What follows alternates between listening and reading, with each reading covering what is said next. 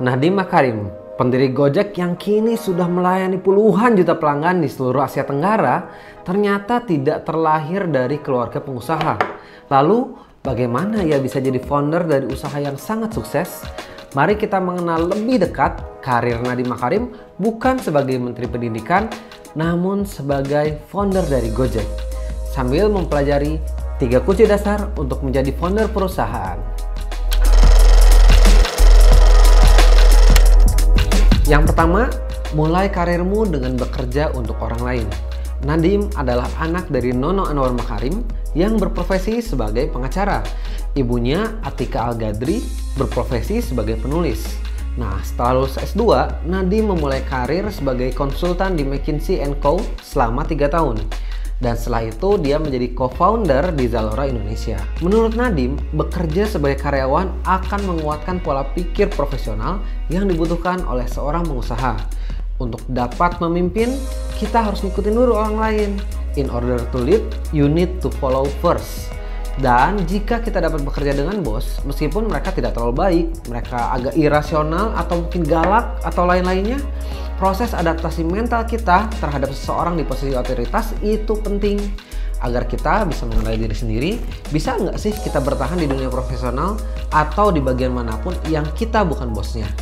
Kalau jadi karyawan aja udah nggak profesional, kayaknya sulit deh buat jadi pengusaha yang sukses dan langgeng.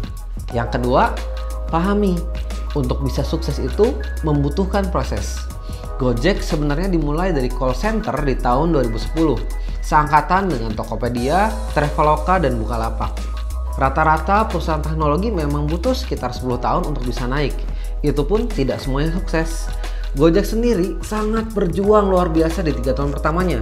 Karena nggak ada orang yang mau mendanai Gojek untuk bisa memulai pembuatan aplikasinya. Nadiem bertahan dengan dananya sendiri untuk survive saat Gojek masih berupa call center dengan mengandalkan 20 tukang ojek langganannya. Dan cuman beberapa staff yang mau sama-sama berjuang di awal pendirian Gojek. Bahkan setelah meluncurkan aplikasi, butuh waktu 6 tahun bagi Gojek untuk akhirnya bisa mendapatkan banyak pelanggan dan sekaligus menjadi unicorn di tahun 2016. Nah, menurut Nadiem, gak semua orang harus jadi pengusaha. Menjadi seorang founder itu adalah salah satu peran yang paling menyakitkan di seluruh dunia. Bagi mereka yang sudah mendirikan bisnis, mau kecil mau besar, nggak ada bedanya, sakitnya sama. Buka warung di jalan atau sampai bikin startup seperti Gojek, sakitnya sama. Karena semua beban ada pada kita sebagai pencipta bisnis itu. Jadi, tanyain lagi sama diri kita, apa kita siap untuk menjalani prosesnya? Karena faktanya rata-rata umur pengusaha yang sukses itu di kisaran 40-50 tahun. Jadi jika saat ini kita masih jadi karyawan atau mungkin malah teman-teman di sana belum bekerja, nggak apa-apa. Tempa diri dulu dengan menjadi karyawan, kerja di orang lain dengan profesional. Kuatkan diri agar siap menerima pain, rasa sakit saat kita sudah memutuskan jadi pengusaha nantinya. Yang ketiga, apa motivasi kita?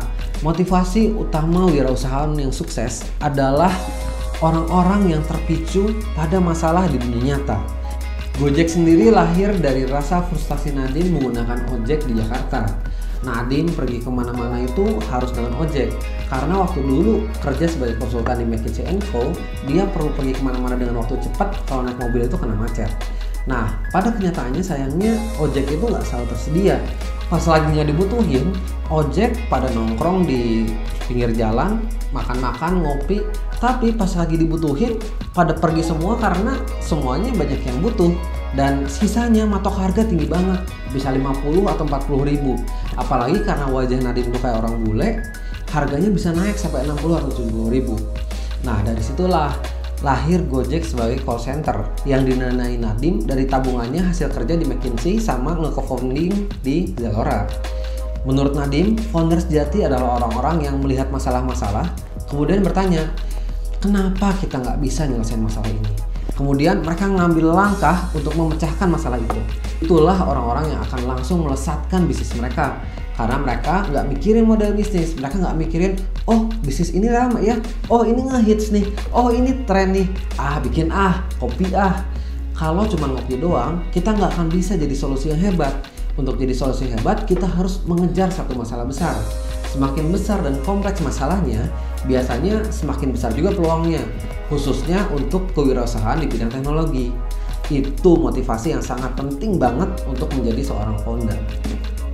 Nah, dari 3 kunci itulah Nadiem Makarim bisa sukses menjalankan Gojek hingga berhasil menjadi unicorn dan sukses sampai sekarang, meskipun bukan berasal dari keluarga pengusaha. Kalau teman-teman sendiri gimana? Pada pingin jadi bisnismen nggak? Jadi pengusaha? Jadi founder? Udah punya belum 3 kunci yang tadi? Atau apa teman-teman punya faktor lain yang menurut teman-teman lebih penting buat jadi pengusaha? Coba tulis di kolom komentar biar kita bisa bahas di video-video berikutnya. Itu dia, melekat, mengenal lebih dekat Nadiem Makarim. Kalau teman-teman punya ide, siapa kira-kira yang bisa dibahas? Boleh tulis di kolom komentar biar kita bisa bahas di video melekat mengenal lebih dekat yang selanjutnya.